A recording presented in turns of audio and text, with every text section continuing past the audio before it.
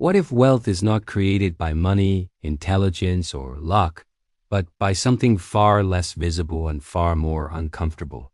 Think and Grow Rich is not a book about getting rich quickly. It is a book about how people are conditioned to think small, hesitate, and abandon their ambitions long before reality ever defeats them. Think and Grow Rich was written by Napoleon Hill and first published in 1937 during the aftermath of the Great Depression. At a time when financial collapse had shattered confidence across society, Hill made a controversial claim that external circumstances matter far less than the internal discipline of thought, belief, and persistence. This book was not written to comfort people. It was written to confront them. Hill spent more than 20 years studying individuals who had accumulated extraordinary success, including industrialists, inventors, and entrepreneurs. But instead of focusing on their tactics, he focused on their psychology.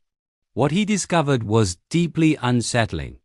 Most people do not fail because they lack ability. They fail because they lack a clearly defined desire strong enough to survive doubt, fear, and social pressure. The foundation of Think and Grow Rich is the idea that vague wishes produce vague results. Hill insists that desire must be precise, emotionally charged, and backed by commitment. Without this clarity, effort dissolves the moment resistance appears.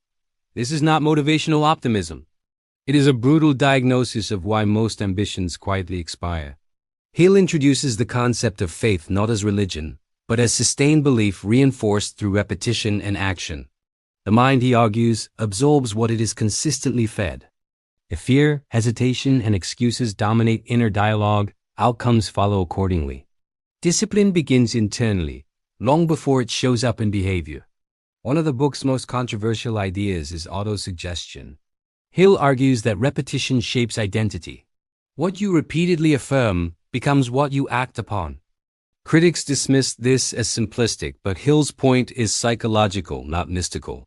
The subconscious governs habits, reactions, and decisions. If it is never deliberately trained, it defaults to fear and conformity. Fear, according to Hill, is the true enemy of wealth and self-mastery. Fear of poverty, criticism, failure, and loss of control quietly governs human behavior. Most people do not lack opportunity. They lack the courage to endure discomfort long enough to capitalize on it. Discipline is not about willpower alone. It is about removing the internal conflicts that sabotage persistence. Hill also emphasizes the role of specialized knowledge. Not knowing everything, but knowing what matters, and applying it with consistency. Education without action is merely intellectual entertainment. Action without direction is exhaustion.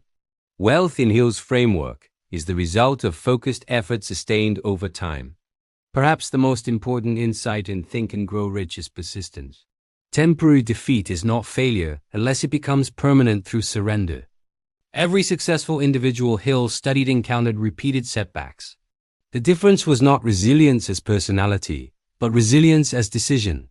The book's final message is uncomfortable but empowering. No external system is responsible for your results. Responsibility cannot be outsourced. Discipline begins with thought, is reinforced through habit, and is proven through persistence. Think and Grow Rich endures because it forces a confrontation with personal accountability. It does not promise ease. It promises clarity. And clarity, when acted upon relentlessly, changes outcomes. If this breakdown sharpened how you think about ambition, discipline, and responsibility, like the video, subscribe for more deep explorations of books that demand more than comfort, and continue watching to build a mindset that actually endures pressure.